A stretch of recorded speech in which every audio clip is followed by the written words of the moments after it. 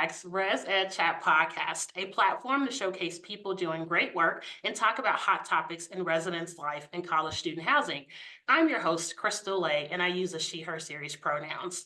So lately, I've been trying to think about topics that are important for housing professionals to know. So I'm thinking about skills, I'm thinking about competencies. What are the things that really help folks be successful in our work? The topic that came to mind for today is budget. The tricky thing about budget is that it's not always the most exciting topic. So then I had to figure out, who do I know that's engaging and can make things digestible, particularly with this topic. And so I am very excited because I think I found the person who fit the bill. Yes, pun intended, as we talk about budgets today. And so with that, I'll have our guest start off by introducing themselves. Hi, Crystal. Thanks for having me. My name is TJ Logan. I currently serve as the executive director for our higher education advisory practices at Brailsford Dunlavey. But prior to doing that work, I was on your side of the table. I was a campus-based practitioner for over 20 years. Most recently, I was the associate vice president for the residential experience at the Ohio State University. Yes, I still have to say the because I'm right here in Columbus, Ohio. I had a similar role at Temple University for a number of years, and before that, I oversaw the housing operation at the University of Florida and Kent State University. And so I've been around a little bit in terms of different campuses, and now I get to sit in a chair where I get to help lots of campuses think about things just like this. So super excited to join you. Thank you for making time. I know you're busy. You have a wealth of experiences, so I'm really excited for what you're going to share with the folks who are going to be tuning into this. So let's get into the first question. So in residence life, when I think about budget, there are a lot of terms that are thrown around. So for instance, one term is like fiscal year. Then there's Mhm. reconciliation, operating budget, auxiliary services. What does that mean? Help me out. Yeah, Yeah, I'd love to start at a little bit of a higher level because I do think sometimes terminology gets in our way a little bit, and we spend time going, well, what does that mean? Or maybe we say, I don't know what that means, so I'm not going to bother with it, or maybe it's probably not my job. Those terms can change quite a bit depending on what kind of campus you're on and what type of organization you work in. So you said, if you're a residence life person that works at a large public institution and you're part of a comprehensive housing system that happens to be an auxiliary, you may have a very different role relative to your budget than what you might have if you were in a residence life operation that is bifurcated at a small private institution, as an example. And so the terminology can move around on us as we kind of work our way through the organization. I think the ones that are really, really important to just get straight, whether it's from a terminology perspective or a concept perspective, is what side of the ledger does what I'm doing fall on, right? Does what I'm doing, is it generating revenue? Is it making money? Or is it an expense line? Is it spending money? So sometimes you'll hear the term P&L or profit and loss, which is just a general revenue and expense statement, and that essentially is saying what side of the ledger is this thing on? Is this earning money or is this spending money? And then within that, there's all kinds of terminology that you're going to get into, and I would be a little bit afraid to say, focus on this term over this term over this term. But I think at a high level, there's a number of things that everybody who's leading within a housing operation on at least conceptually understand, and then figure out, okay, what does this mean in my context specifically? I will just hammer away on context all day long because everyone works in a different world and it does matter. So I can't just scale it down to those. I can't You just, can't. but I'm sorry. But I love that because you just demonstrated the complexity of budgeting, right? When you're Mhm. getting into millions of dollars and you're thinking about student money, right? University That's right. funds, you have to make sure that you understand the gravity of this task of managing finances. So I truly do appreciate you talking about that. So for someone who is new to managing a housing budget, right? And you just shared the complexity, like, what Yeah. are the key areas? Like, where should they start so they can begin to build a solid understanding? Yeah, if I were to wake up and it was my first day as a leader within a housing operation, whether that was a residence life leader or a housing operations leader, or maybe I'm the director of the department or an AVP, and I'm asking myself, what do I have to understand? to get this all figured out. Because you're right. At the end of the day, housing operations, whether they're auxiliary or not, they're businesses, and they're big businesses in many contexts. We're talking about 10, 20, 30, 40 million dollars sometimes, even more. Right? When I was at Ohio State, we're talking over $200 million in some of the auxiliaries. So if I were in that chair, and I was in that chair once, I think there are just some big concepts I'd want to familiarize myself with on campus. And the way I think about this is, if I were interviewing for a job to be the director of housing at an organization, what kinds of questions should I be asking, right? What should I say? Hey, level set me on these things. And the first thing I think I would focus on would be that P&L. What are the revenues and expense, that profit loss? What are the revenues and expenses in a given year that this housing operation has coming in and has going out? And what are those big categories of expenses? Where are those dollars going? And then I'd break it down a little bit further. The terms OpEx and CapEx might come up for me, where I'm looking at what is my operational expense and what is my capital expense. The operational expense are those things that are on a daily basis. They're your staffing costs, they're your programming costs, they're your utilities. It's what does it cost us to operate? And then I want to look at what are my capital expenses? What are the things that are getting reinvested into my facilities? Another big topic and category that I think people may not spend enough time on is something called your debt coverage ratio. So what is your debt service? Meaning, have I taken out, or has my institution, or has my department taken out some debt in order to build a facility, to renovate a facility, to do something? How much do I owe on that debt every year? It's a loan, just like for you would take out for a mortgage. And then how does what I owe compare to what I earn on an annual basis?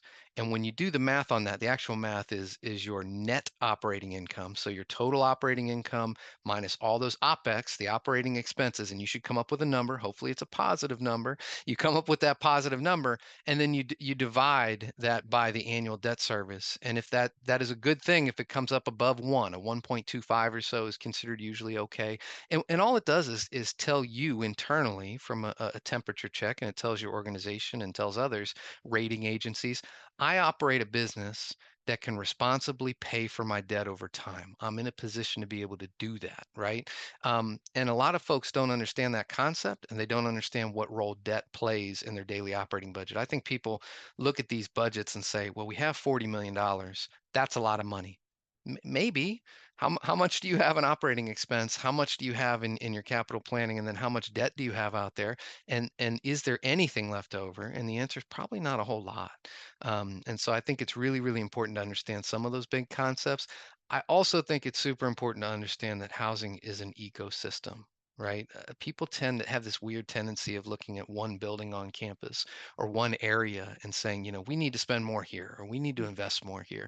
And what I always encourage folks to do is, let's take a look at the whole puzzle as often as we can. Let's look at all of our buildings. Let's look at what those buildings cost to operate. Let's look at how much deferred maintenance is on those buildings. Let's look at what the value of those buildings are over time. Let's look at our occupancy. It is one big puzzle piece. This is a special business. Mhm. And so take a look at the whole puzzle as often as you can and understand how those puzzle pieces go together. So as you were speaking, I'm thinking about a pie chart, right? That's Like for like perfect. the percentage that I'm spending in these areas, right? And then like who do I have to give money to? And that includes maybe the student affairs division, right? Like there's bills that needs to be paid. I think also that pie chart could maybe tell you what you value as a department or Hmm. organization, because where the money goes, that speaks to the values piece, I think. And so I just think that's really fascinating of like, what are maybe some visuals of people can really think about what do we stand for or what are we about and who, the stewardship piece, right? How are we making sure this money goes to the important things? And I like that you talked about there might not be much left. And so 40 Right. million in the scheme of things is it's a lot of money to the average human, but when we're talking about a large organization, that's not a ton.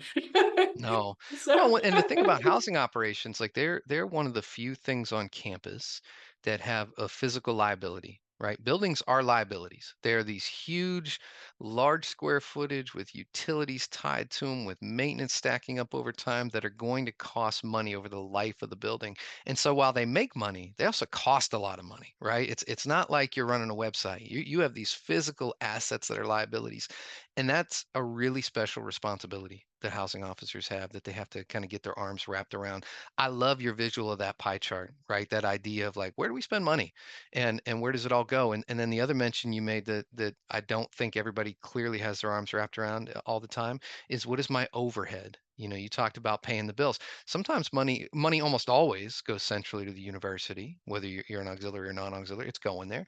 And sometimes to student affairs, sometimes to fund some other positions. All of that is overhead. And oftentimes people forget to put that into the equation of where does my money go on an annual basis. Thank you. So now I'm thinking about, because we're talking a little bit more senior level. Hmm. What about entry level? Because when I walk into my office, TJ, when I turn on the light, like Yep. that's a bill.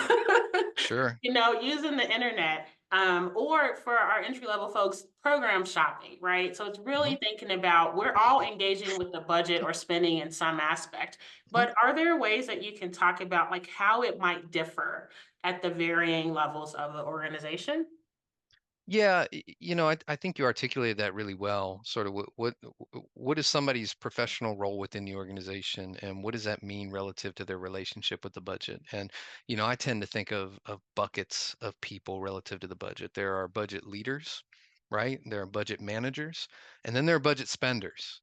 And people take very, very different approaches relative to who they are in that, right? We've Yes. all seen budget leaders sit there and try to save as much or reallocate or sort of make sure that they're over have good oversight of the budget. We've seen budget managers sit between that spender and that leader and just making sure that they're relating the right information. But on the spending side, and that's the side you're really talking about, I always ask myself, what are you incentivized to do?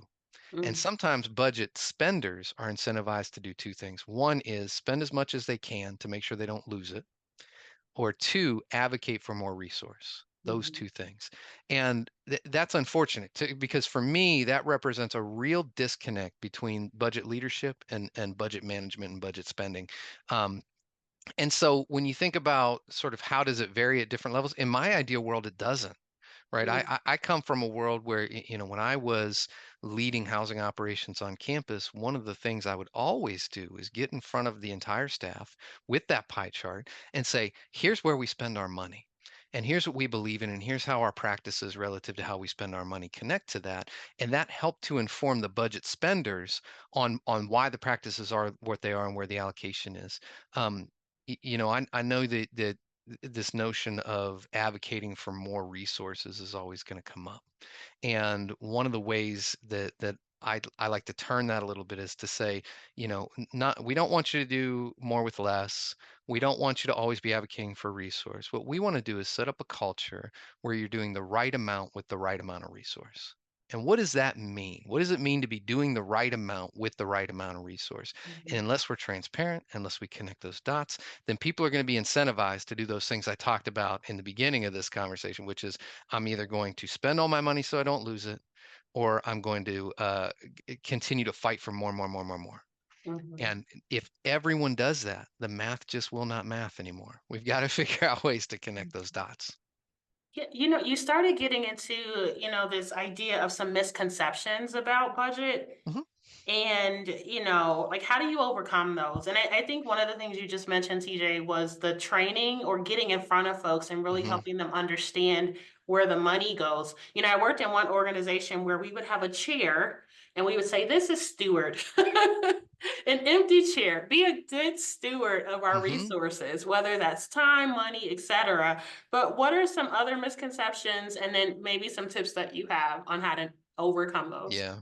Well, I think the first one is that idea that um, these auxiliaries, though they do make a lot of money relative to maybe who we are as individuals, there's not a lot of money in the net, right? There's just not.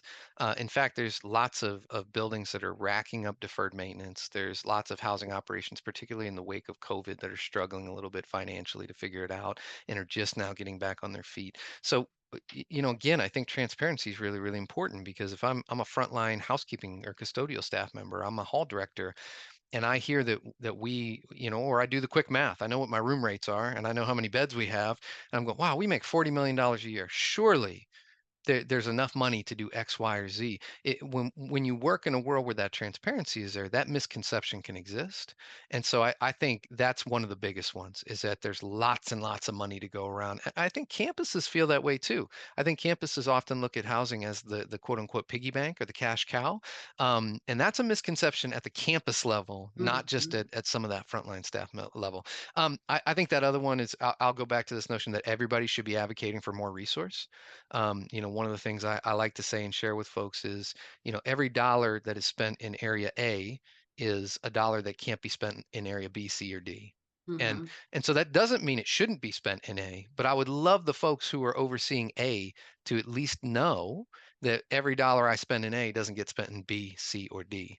And what are the implications for the things that we value in terms of serving students? So if I'm putting all my eggs in this basket, and I can't do this very well, or this very well, or this very well, as an example, I need more money in residence life, and I'm going to do it at the cost of maintaining our facilities.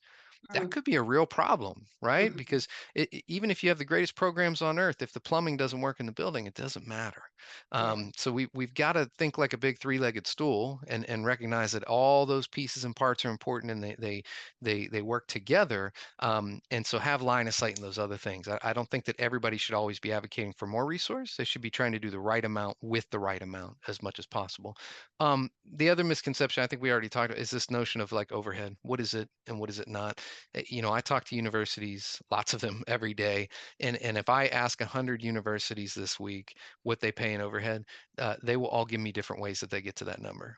Right. Mm. For some people, it is a straightforward percentage of revenue annually. For some people, it's a percentage of expenses after cost of goods sold. For some people, it's a flat amount year over year over year. For some people, it's caught up in positions. For some, there's all different ways that overhead happens.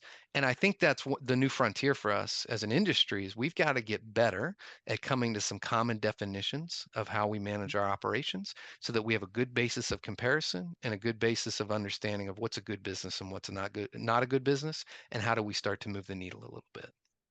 Yes, you made me think of, at a former campus when I got into the budget. So it was a $10 million budget.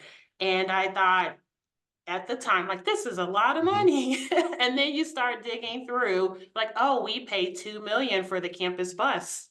And then, Right. oh, we don't just pay salary, we also pay benefits. Yep. Like Yeah. there's Everybody's 1.3 times, right? Not just right. not just 1x. Yes. So I like this transparency piece, of like what are all the pieces that come up. So you talked about the transparency piece several times. Hmm. How do you like what does that look like when you're talking to residents or students or maybe, like student staff when they do say, well, you make all this money, or I pay all this room and board. I Hmm. need XYZ. Yeah. Um, I know some opportunities are working with RHA, right? And working with other platforms you might have on your particular institution to talk about how we spend money. But are there ways that you have seen that have worked to foster trust between students and student staff levels? Yeah. So, I mean, the first is that example that I shared with you with the pie chart. I'm a huge advocate of first informing the staff that work within the housing operation of how many dollars are earned, and then how do those dollars get spent, right? What's the revenue side look like, and what's the expenditure side look like for the housing operation? What of those costs are fixed, and which of those are variable? And just that really, really simple overview helps people understand, oh, this is how I always say, if you want to know what people care about, look at how they spend their money. Right. And that goes for us as individuals, right? Some people want to travel, some people like their car, some people, if you want to know what people care about, look at how they spend their resource. And we haven't done a good job as an industry of creating that layer of transparency, even within our own staff. Now let's get into the student piece and the parent piece and pieces like that in some of the best housing operations in the country. And usually these are going to be the auxiliaries at public institutions because there's just different culture around that relative to transparency. What I've seen is having some advisory committee at the table. You know, when I worked at the University of Florida, we RHA was a component of our budget development process.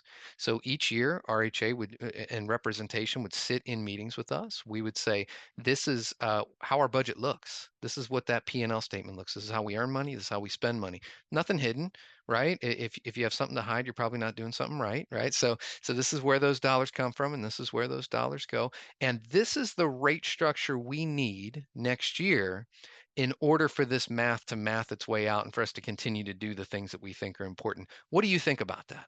And when you do that, not only do you gain valuable insight and input and trust from those individuals, but they become your champions.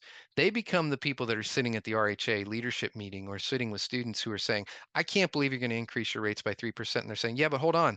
Do you realize that if they don't, they can't do this renovation of X hall, or they can't have dedicated housekeepers for each of our floors, or they can't, there's all these things that can't happen. And we sat in this meeting and we just didn't think those things were worth cutting for what equates to an extra $5 or $10 a semester per room. We felt like that was worth it relative to the value proposition. So I think that what you're saying makes a lot of sense. I think getting in front of staff is critically important. I think having a transparent process relative to students, and then the extension to parents is being able to say that the things that you do make a lot of sense because that process that you underwent to get the budget out in front of things. Being able to say to a parent, yes, we're increasing our rates by 3%. Let me tell you about our budget process and how we got there. This isn't me sitting in my basement making up a number.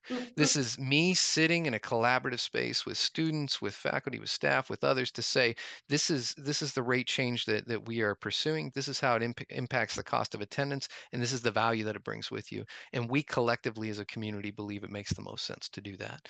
But you gotta make sure you know your story. You gotta make sure you can then tell your story in order for all that to work its way out. And I don't think people invest enough time in that. I really don't.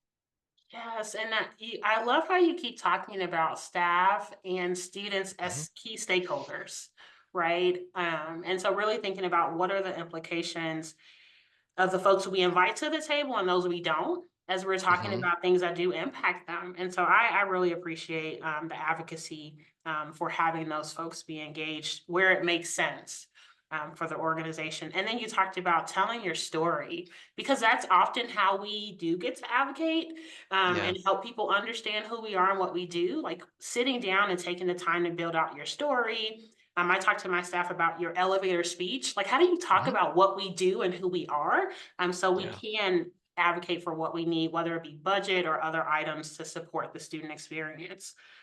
Okay, so I want to talk about challenges, TJ. Sure. There's lots of them. So, so managing budgets. I remember when I was a director at a different campus during COVID, and we had to go through an exercise of cutting the budget by 10, 20, and 30% Hmm. while not sacrificing the student experience. Hmm. That was a challenge, right? And to tell folks whether or not they were going to be furloughed.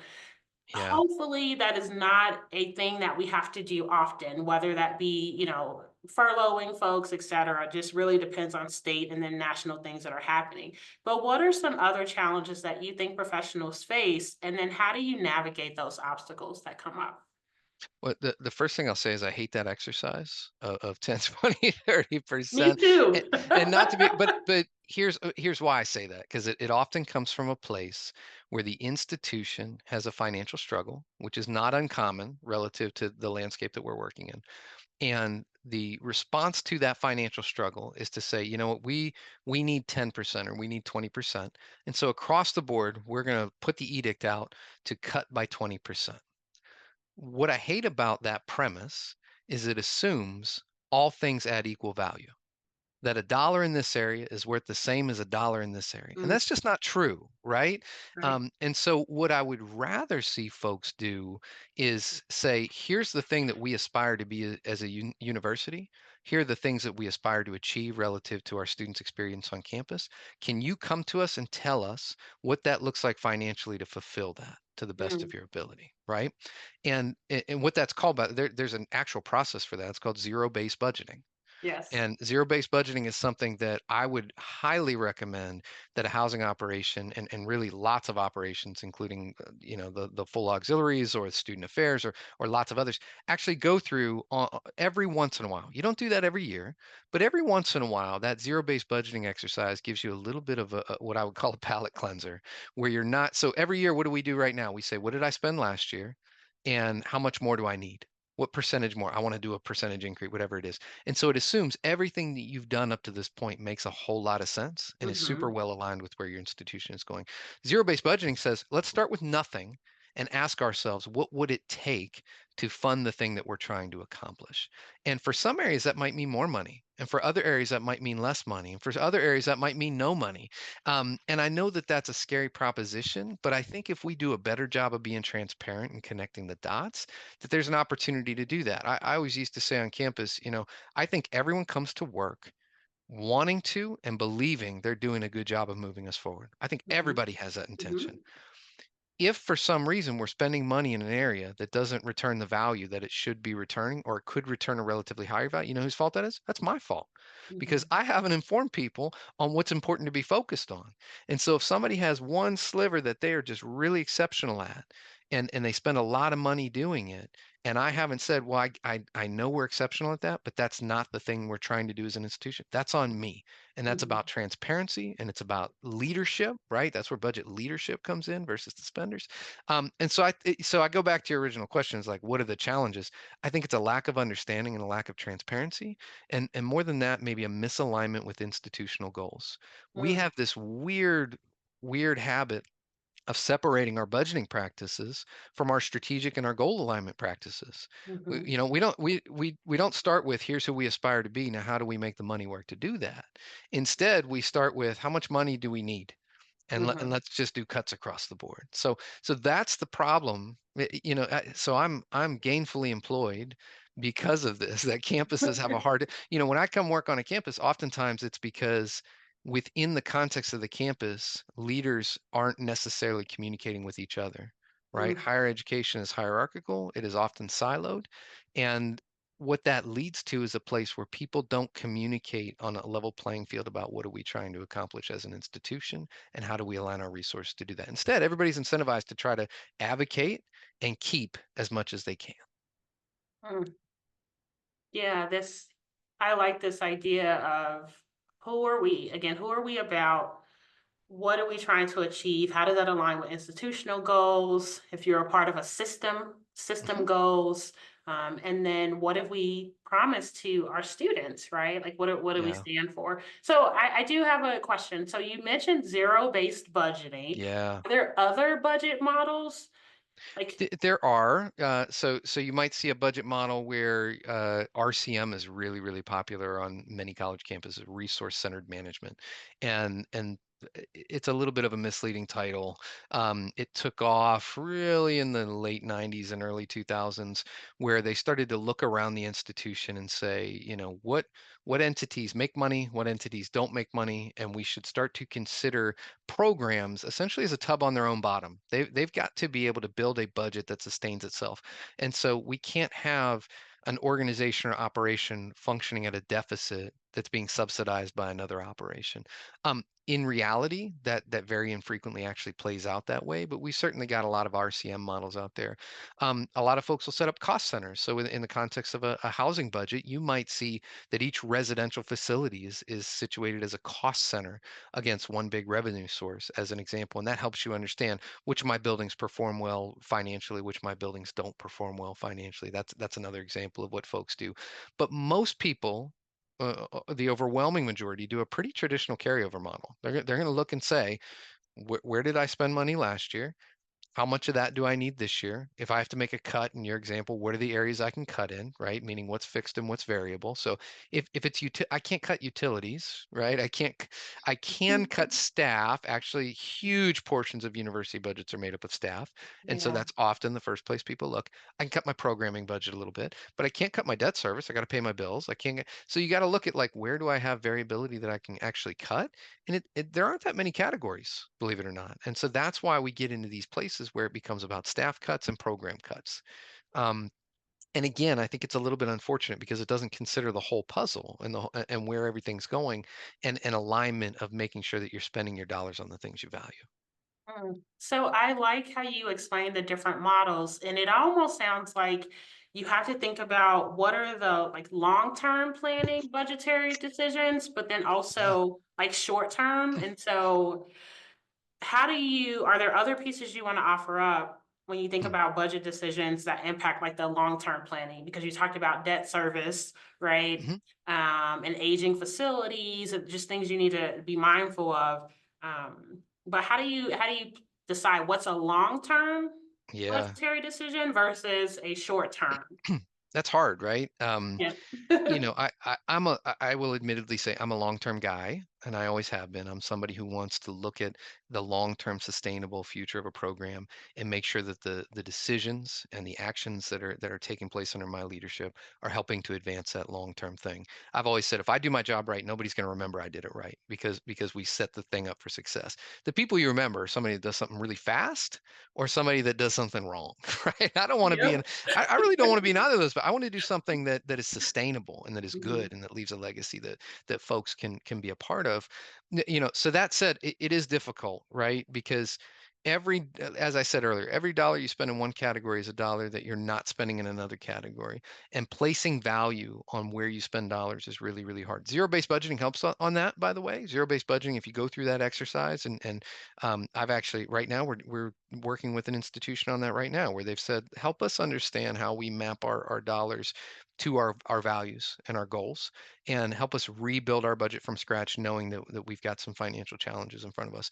That's been a lot of fun, because it's helped to have it's really a leadership conversation that happens to have a math problem behind it. It's not a math problem; it's a leadership conversation, right?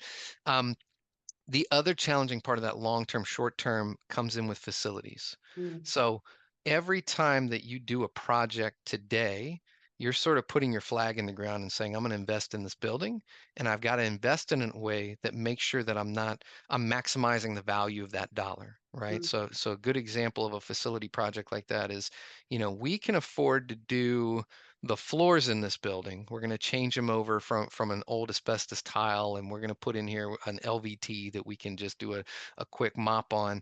It's going to save us time and energy. We're upgrading the look, the whole nine. But what we really need to do is the whole HVAC. So then the question becomes, if I pull all this flooring out and I put new flooring in, or I put flooring over top, will I have to redo that when I do the HVAC that I can't mm, afford to do today?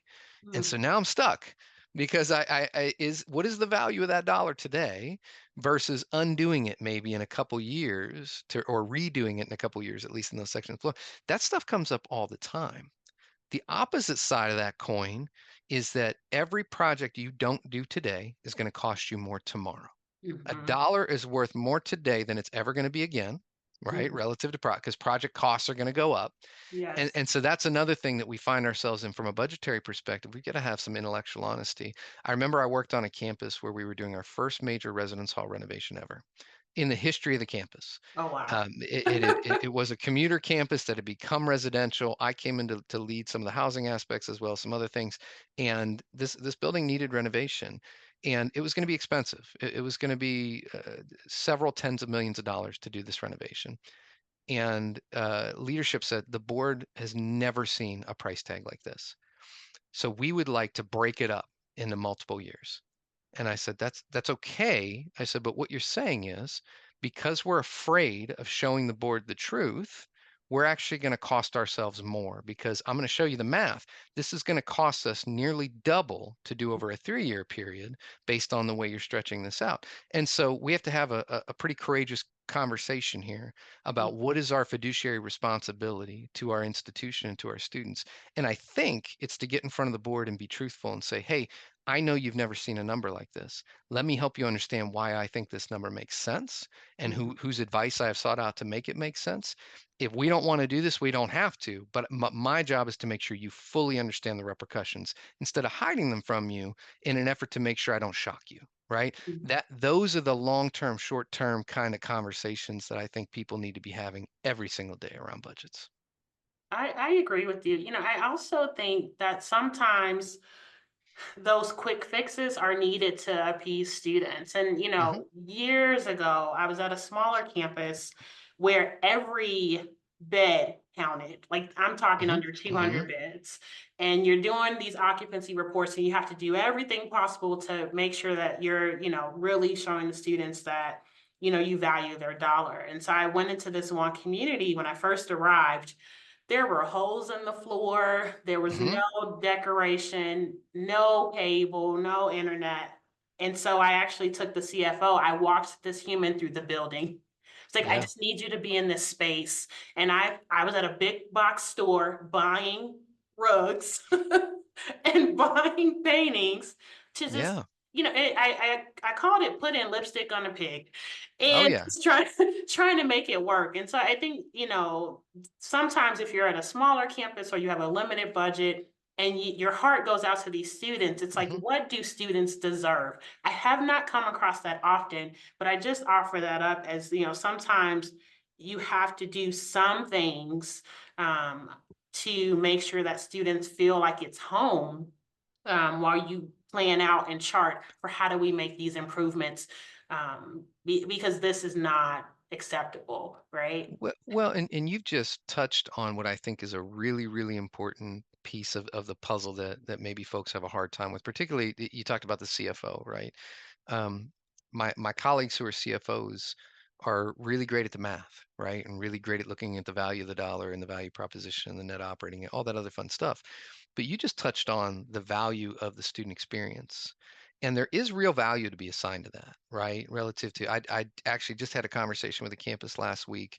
It was about facility standards, a very, very similar conversation where we said, what does it cost to lose a student?